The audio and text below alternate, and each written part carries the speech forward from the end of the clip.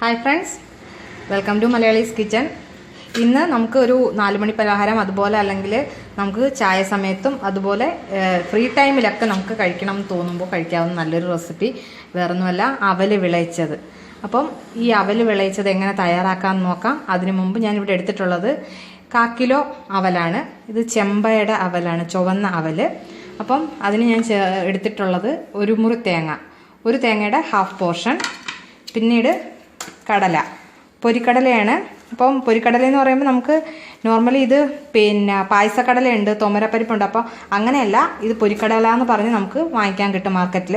പിന്നെ ഞാൻ കാഷ്യൂസ് എടുത്തിട്ടുണ്ട്, കറുത്ത ഉണക്കമുന്തിരിയാണ് എടുത്തിട്ടുള്ളത്. അതിപ്പോൾ നിങ്ങൾക്ക് കറുപ്പല്ല നിങ്ങളുടെ കയ്യിൽ അവൈലബിൾ ആയിട്ടുള്ള മുന്തിരിങ്ങ എടുക്കാം.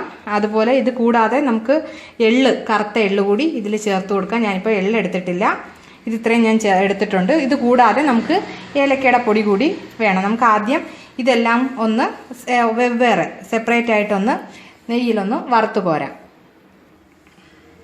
നമുക്കിത് വറുത്ത് എടുക്കാനുള്ള പാകത്തിന് കുറേശ്ശെ നെയ്യ് ചേർത്ത് കൊടുക്കാം. ഞാനിപ്പം ഇതിലേക്ക് ആദ്യം നമുക്ക് കാഷ്യൂ അണ്ടിപ്പരിപ്പിട്ട് കൊടുക്കാം.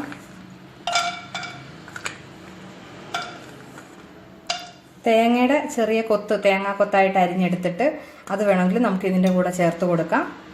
പിന്നീട് ഇതിനകത്ത് മെയിൻ ഇൻഗ്രീഡിയൻ്റ് എന്ന് പറയുന്നത് അവല് പോലെ നമുക്ക് വേണ്ടുന്ന ഒരു കാര്യം ശർക്കരയാണ്. അപ്പോൾ ശർക്കര ഒന്ന് പാവ് കാച്ചി ഞാനിവിടെ ഒരു ഗ്ലാസ് 1/4 കിലോ വേണ്ട, ചെറിയൊരു എമൗണ്ട്, ഒരു 100 ഗ്രാമോളം ശർക്കര ഞാനിവിടെ എടുത്തിട്ടുണ്ട്.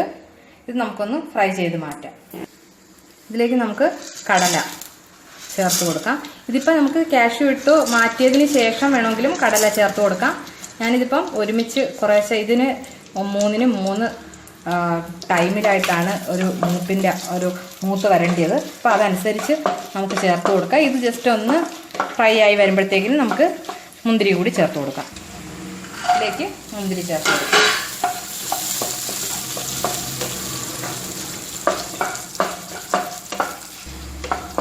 ഇതിപ്പോൾ ഒന്ന് മൂത്തിട്ടുണ്ട്. നമുക്കിതൊന്ന് ഒരു പാത്രത്തിലേക്ക് മാറ്റി കൊടുക്കാം.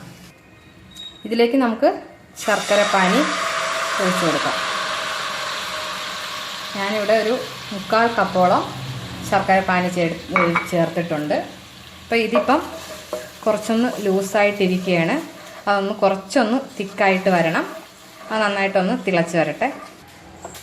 അപ്പം ഇതിൽ ഏകദേശം നല്ലൊരു തിക്കായിട്ടുണ്ട്. അതുപോലെ ഒരു നൂൽ പരുവം, അതായത് ഇതുപോലെ നമുക്ക് ആ ഒരു നൂൽ പരുവം ആയിട്ടുണ്ട് ശർക്കര. നമുക്ക് ആ സമയത്ത് തേങ്ങ ചേർത്ത് കൊടുക്കാം. ഞാനിവിടെ 1/4 കിലോയ്ക്ക് ഞാൻ പറഞ്ഞു, ഒരു തേങ്ങയുടെ ഹാഫ് പോർഷൻ, ഒരു മുറി തേങ്ങയാണ് എടുത്തിട്ടുള്ളത്. അപ്പം ഇതിനി ശർക്കരയിൽ കിടന്ന് നന്നായിട്ടൊന്ന് വെന്ത് വരണം. നമുക്കൊന്ന് തീ കുറച്ച് വെച്ചിട്ട് ഇതൊന്ന് മിക്സ് ചെയ്തെടുക്കാം.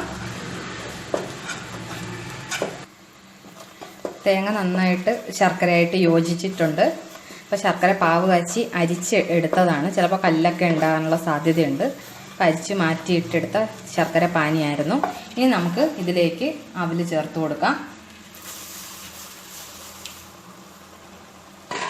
തീ ഒന്ന് സിമ്മിലിട്ടിട്ട് നമുക്കൊന്ന് ജസ്റ്റ് ഒന്ന് യോജിപ്പിച്ചതിന് ശേഷം തീ ഓഫ് ചെയ്യാം. എന്നിട്ട് തീ ഓഫ് ചെയ്തതിന് ശേഷം നമുക്ക് ഒന്ന് നന്നായിട്ടൊന്ന് മിക്സ് ചെയ്ത് കൊടുക്കാം. ഇതിലേക്ക് നമുക്കൊരു 1/4 ടീസ്പൂണോളം ഏലക്കാപ്പൊടി ചേർത്ത് കൊടുക്കാം. ഇനി നമുക്ക് ഫ്രൈ ചെയ്ത് വെച്ചിരിക്കുന്ന മുന്തിരി, അണ്ടിപ്പരിപ്പ്, കടല, ഇതിൻ്റെ കൂട്ടത്തിൽ ഞാൻ പറഞ്ഞു തേങ്ങയുടെ കൊത്ത് ചെറുതായിട്ട് നമ്മൾ പായസത്തിനൊക്കെ അരിയുന്നത് പോലെ തേങ്ങയുടെ കൊത്തും അതുപോലെ എള്ള് ഇതും ചേർത്ത് കൊടുക്കുന്നത് നല്ലതാണ്. അതുപോലെ ഞാനിപ്പം കറുത്ത മുന്തിരി എടുത്തത് ഒരു കുറച്ച് കളർ കിട്ടാനും ഒക്കെ ആയിട്ടാണ്. അപ്പം അവിടെ അവൈലബിൾ ആയിട്ടുള്ളത് മുന്തിരി നമുക്ക് ചേർത്ത് കൊടുക്കാം.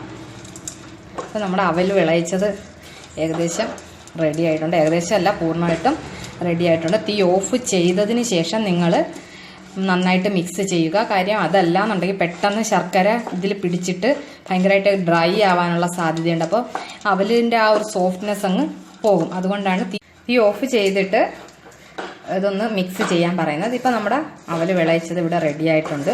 നമുക്കിതിനെ ഒരു സെർവിങ് ബൗളിലേക്ക് മാറ്റാം. അപ്പം അവൽ വിളയിച്ചത് എല്ലാവരും ട്രൈ ചെയ്ത് നോക്കുക. നമുക്ക് കുട്ടികൾക്കൊക്കെ കൊടുക്കാൻ പറ്റുന്ന നല്ലൊരു ഡിഷാണ്. അത് മാത്രമല്ല ഇതിപ്പോൾ നിങ്ങൾ തയ്യാറാക്കി, ഇപ്പം വെക്കേഷനൊക്കെ തീരാറായി വരുന്ന സമയമാണ്. കുറച്ച് കൂടുതൽ നിങ്ങൾ ഇതുപോലെ ഉണ്ടാക്കി വെച്ചേക്കുകയാണെങ്കിൽ തീർച്ചയായിട്ടും കുട്ടികൾക്ക് സ്നാക്സ് ഐറ്റംസ് ആയിട്ട് സ്കൂളിൽ കൊടുത്തു വിടാൻ പറ്റും. നമുക്ക് കുട്ടികൾക്ക് പുറത്തുനിന്നുള്ള പാക്കറ്റ് ഫുഡൊക്കെ ഒഴിവാക്കി ഇതുപോലെയുള്ള സ്നാക്സ് ഐറ്റംസ് റെഡിയാക്കി വെച്ച് കഴിഞ്ഞാൽ ഇത് ഒരു മാസത്തോളമൊക്കെ നന്നായിട്ട് നമുക്ക് ഫ്രിഡ്ജിലല്ല പുറത്താണെന്നുണ്ടെങ്കിൽ തന്നെയും സൂക്ഷിച്ച് വെച്ച് കുട്ടികൾക്ക് കൊടുക്കാൻ പറ്റുന്ന ഒരു ഐറ്റമാണ്. അപ്പോൾ ഇത് തീർച്ചയായിട്ടും എല്ലാവരും ട്രൈ ചെയ്ത് നോക്കുക. Thank you. ബൈ.